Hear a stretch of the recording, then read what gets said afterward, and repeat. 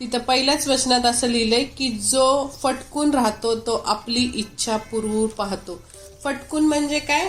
जो म्हणजे असं कुणाकडे लक्ष देत नाही, आपलंच खरं करतो, मीच शहाणा.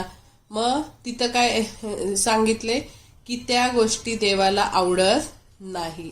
पुढे तिसऱ्या वचनात लिहिलंय जिथे दुष्ट तिथे तिरस्कार. कालच आपण वचन वाचलं की राग बिलकुल करायचा नाही.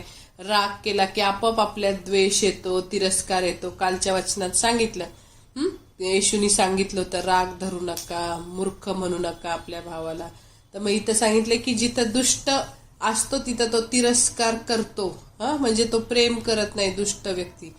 मग पुढच्या वचनात सांगितले की परमेश्वराचे नाम बळकट दुर्ग आहे, धार्मिक धावत जाऊन निर्भय राहतो. म्हणजे धनवानाचे धन त्याचे बळकट नगर आहे, त्याच्या मते ते उंच तटासारखे आहे. म्हणजे कधीही आपल्याला अनेक गोष्टींचं, जरी आपल्याकडे खूप पैसे असले तरी आपल्या त्या पैसे आपल्याला वाचू शकणार नाही. शेवटच्या काळात फक्त येशूचं नावच आपल्याला वाचू शकणार आहे. आपण काय कितीही माणसाकडे पैसा असू दे, त्याच्याकडे मोठी शक्ती असू दे, काही असू दे, सगळं इथं सांगितलंय की परमेश्वराचं नाव हेच बळकट दुर्ग. दुर्ग म्हणजे किल्ल्यासारखं परमेश्वराचं नाव आहे. आणि धार्मिक जर त्या परमेश्वराच्या नावाकडे जेव्हा जातो तेव्हा तो निर्भय राहतो. म्हणजे धार्मिक, आता या वचनात पण लिहिलंय नीतिसूत्रे 28:1 धार्मिक सिंहासारखे निर्भय राहतात. मग आता म्हणजे धार्मिक कधी घाबरत नाही. दुष्काळ पडू दे, नंतर मग काही कुठेही कुठला हल्ला होऊ दे, ते कधीही घाबरत नाही कुठल्याही गोष्टीला. ते काय करतात, सिंहासारखे निर्भय राहतात. म्हणजे सिंह जसा निर्भय असतो, जंगलाचा राजा असतो, तो सगळ्यांना घाबरवतो आणि सगळे त्याला घाबरतात. आणि तो निर्भय असतो, कुठेही फिरत असतो, पण सगळे प्राणी त्याला घाबरून जगत असतो. तो कुणाला घाबरत नाही. तसं इथं काय सांगितलं की जो धार्मिक मनुष्य आहे तो परमेश्वराच्या नावाकडे जाऊन, परमेश्वराकडे जाऊन तो निर्भय राहतो. आणि मग 12व्या वचनात असं सांगितले की नाशापूर्वी मनुष्याचं अंतःकरण गर्विष्ठ असते, आधी नम्रता मग मान्यता.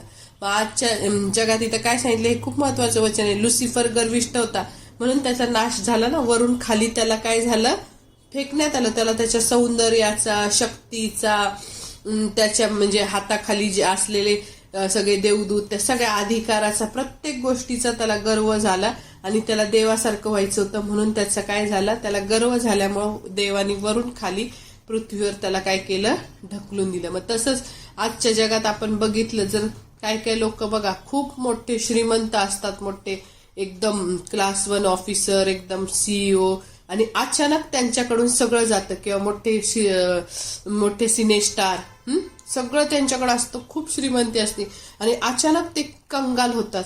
मग त्याच्या मागचं कारण काय असतं की त्या माणसाने खूप गर्व केलेला असतो. म्हणजे जर एखाद्याचा नाश आपण जगात बघायचं की हा माणूस आधी कसा होता आणि आज त्याचं काय चाललंय, कसा झालाय, तर तिथं आपल्याला लगेच लक्षात येतं की हा माणसात गर्व खूप आहे. म्हणजे तो गर्विष्ठ माणूस देवाला मानत नाही. तो म्हणतो की कोण नाही देव, मीच माझ्या बुद्धीने मी कमवलंय, माझ्या सगळ्या गोष्टी माझ्यामुळं झाल्यात आणि त्यामुळं त्याचा काय होतो, नाश. म्हणजे ते गर्व तर करतात, सगळ्यात भारी स्वतःला समजतात. ते असं समजतच नाही की दुसरे माझ्यापेक्षा भारी, मीच एकटा शहाणा, दुसरं कोण शहाणं नाहीच माझ्यापेक्षा, असं त्यांचं मन असतं. म्हणून मग त्यांचं थोड्याच दिवसात काय होतं. मग इथं काय लिहिलंय, जेव्हा एखाद्याचा नाश होतो तर त्याच्यापूर्वी त्याच्याकडे बघायचं की नाशापूर्वी त्या मनुष्याचं अंतःकरण गर्विष्ठ झालेलं असतं, म्हणून त्याचा नाश होतो. म्हणून मग आपण गर्विष्ठ व्हायचं का कधीच दुसऱ्याला तुच्छ लेखायचं नाही, कमी समजायचं नाही. तुला कुणाला सगळ्यांशी काय करायचं, चांगलं वागायचं. आपल्याला वाटतं ना आपला नाश होऊ नये, म्हणून आपण कधीच गर्विष्ठपणे वागायचं नाही. कारण इथं स्पष्ट वचन लिहिले की नाशापूर्वी मनुष्याचं अंतःकरण गर्विष्ठ झालेले असते आणि प्रगतीच्या आधी, उन्नतीच्या आधी तो माणूस नम्र झालेला असतो, तेव्हा त्याची प्रगती होती आणि तो वरच्या लेवलला जातो. की 20व्या वचनात लिहिले नीतिसूत्राच्या, मनुष्याला आपल्या तोंडाळपणाची फळे पोटभर खावी लागतात, त्याला आपल्या वाणीचे पीक भोगले पाहिजे. म्हणजे तोंडाळपणाचे फळ. कधी कधी माणूस आजकाल काय काय बरेच लोक काय करतात, विचार न करता इतके बोलतात आणि त्यात ते आपल्या मुलांना पण शापित करून टाकतात. आपल्या जन्म दिलेल्या लेकरांना जे परमेश्वरांनी सांगितले धन आहे, आपलं संपत्ती आहे, सगळ्या वरदान आहे आपल्याला देवाने दिलेलं आपली मुलं, तर ते काय करतात, इतकेच रागामध्ये पूर्ण हे होतात, वेडे होतात की त्यांना ते काय बोलतायत असं काहीच कळत नाही. म्हणजे ते इथं काय लिहिले, मनुष्याला आपल्या तोंडाळपणाची फळे पोटभर खावी लागतात, त्याला आपल्या वाणीचे पीक भोगले पाहिजे. आणि 21व्या वचनात लिहिले, जिभेच्या हाती, जिभेच्या म्हणजे जिभेच्या हाती मृत्यू व जीवन आहे, तिची आवड धरणारे तिचे फळ भोगतात. बघा, म्हणजे आपल्या जिभेमध्ये आपलं जीवन आहे, म्हणजे आशीर्वाद आहे, आणि जिभेमध्येच आपले शाप आहेत, म्हणजे मरण.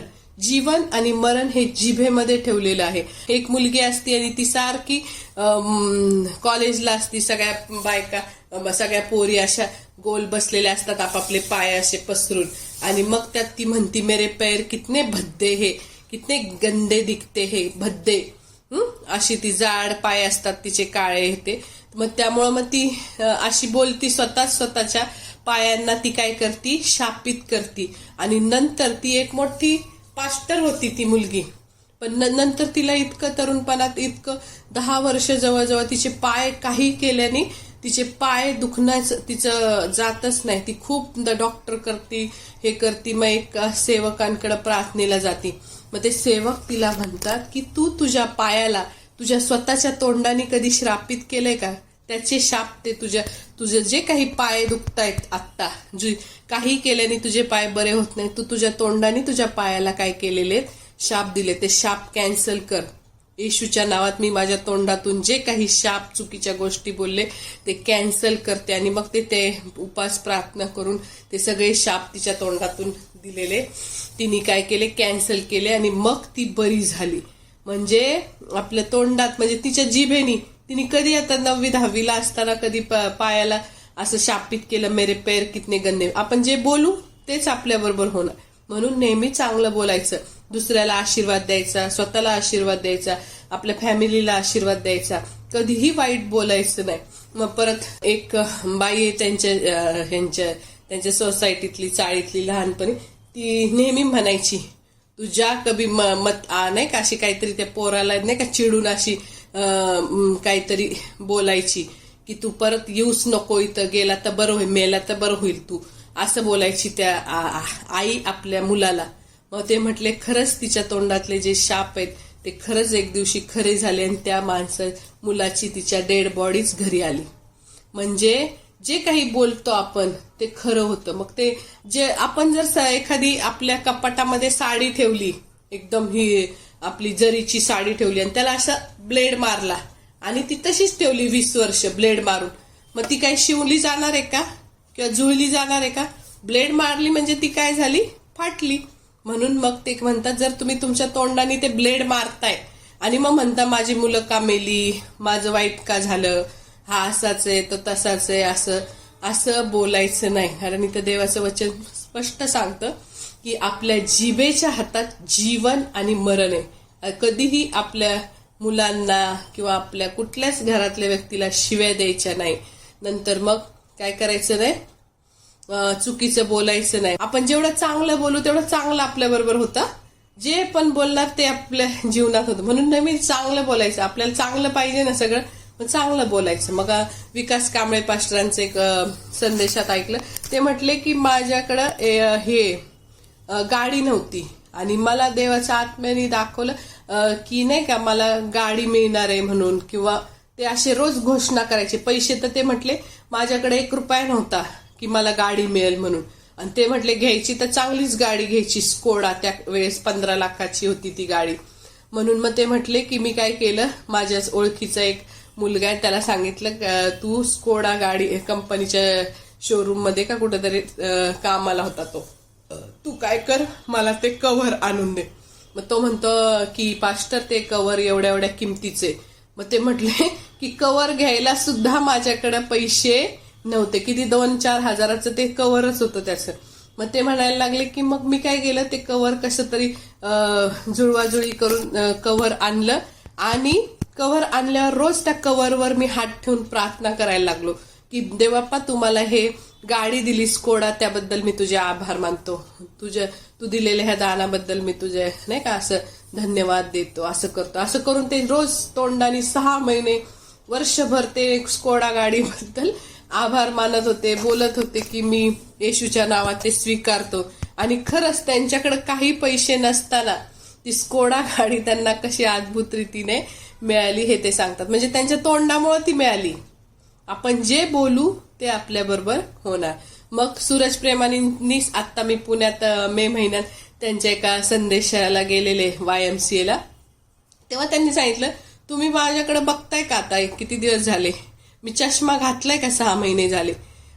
मग सगळे म्हटले नाही. मग ते म्हटले मी रोज माझ्या डोळ्यासाठी मी घोषणा करतो की हे शरीर जिवंत देवाचं मंदिर आहे, हे शरीरात कुठलेही आजार किंवा चष्म्यासाठी हे शरीर बनलेलं नाहीये, मी हा चष्मा नाकारतो, मला नाही का एकदम चांगली क्लिअर व्हिजन मिळणार आहे, अशी ती घोषणा ते 10 वर्षापासून करत होते. आणि ते म्हणतात आज माझा पूर्ण चष्माच गेला, मला विदाऊट चष्म्याचा एक दिवस असा आला की विदाऊट चष्म्याचं आता सगळं दिसायला लागलं. आणि तेव्हापासून ते आता कधीच चष्मा वापरत नाही. आणि नंतर मग अजून एक उदाहरण आहे की सलीम खान यांचं, ते एक आठवलं उदाहरण की ते सलीम खान ज्यावेळेस त्यांच्याकडं अनेक बायका येतात ना ज्यांना बाळ होत नाही, मग ते म्हणतात तुम्ही ठीक आहे, तुम्ही पहिलं काय करा, एक बाळाचे जाऊन कपडे घेऊन या, तुम्हाला काय पाहिजे, बाळ मुलगा पाहिजे मुलगी पाहिजे, जाऊन 1 जोड किंवा 2 जोड जाऊन दुकानातून ते जोड घेऊन या,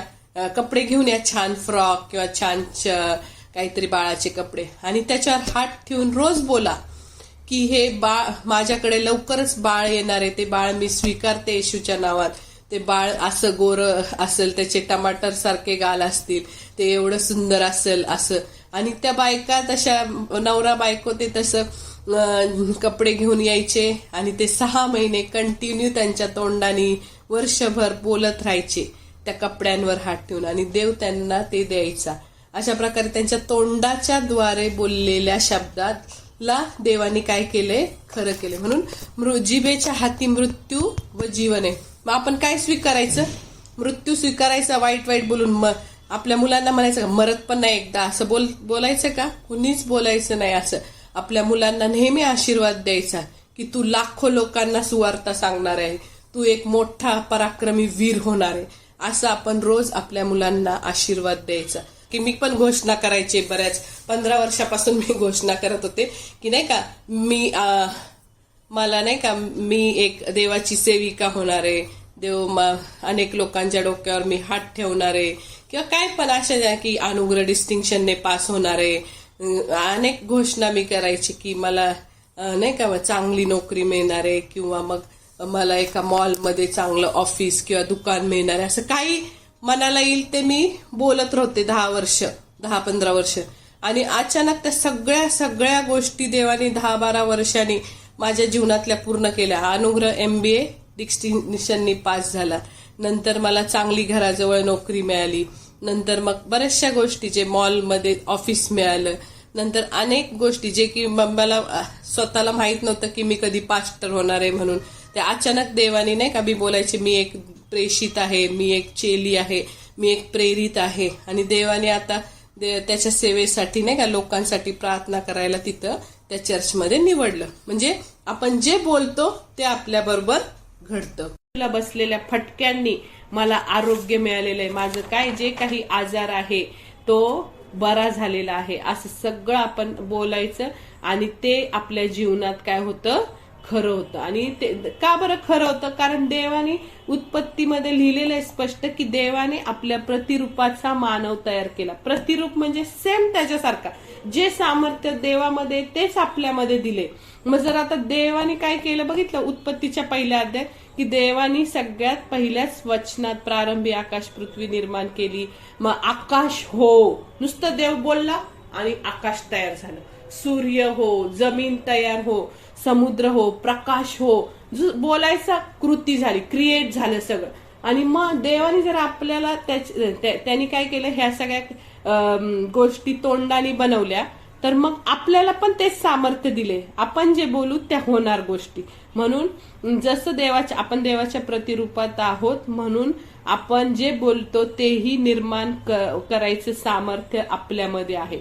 म्हणून आपण उठल्या उठल्या, मी काल नाही का तुम्हाला त्या घोषणा म्हटल्या, उठल्या उठल्या म्हणायचं, मी निरोगी आहे येशूच्या नावात, मी श्रीमंत आहे येशूच्या नावात, मी जगातील सर्वात बुद्धिमान आहे, मी जगातील सर्वात सुंदर आहे, मी आशीर्वादित आहे, मी श्रीमंत आहे, मी वेगवेगळ्या गोष्टी जे आपल्याला पाहिजे ते सगळं आपण काय करायचं, बोलायचं. आणि आता माझ्या जीवनाच्या बाबतीत तर मी नेहमीच सांगते तुम्हाला की माहित आहे की ह्या गोष्टी जे मी बोलले ते काय केलंय देवानी, आणि ते मी रोज बोलायचे. आणि जे मी 12 वर्षापासून बोलले ते माझ्या जीवनात प्रत्येक छोटी छोटी गोष्ट पूर्ण झाली. मी बोलले होते असं की आता माझ्या नोकरीच्या साक्षी तर तुम्हाला माहित आहेत की अशक्य गोष्टी शक्य केल्या देवाच्या कृपेने, पप्पांच्या आशीर्वादाने. सगळ्या गोष्टी देवाने व्यवस्थित केल्या, मला छान नोकरी दिली.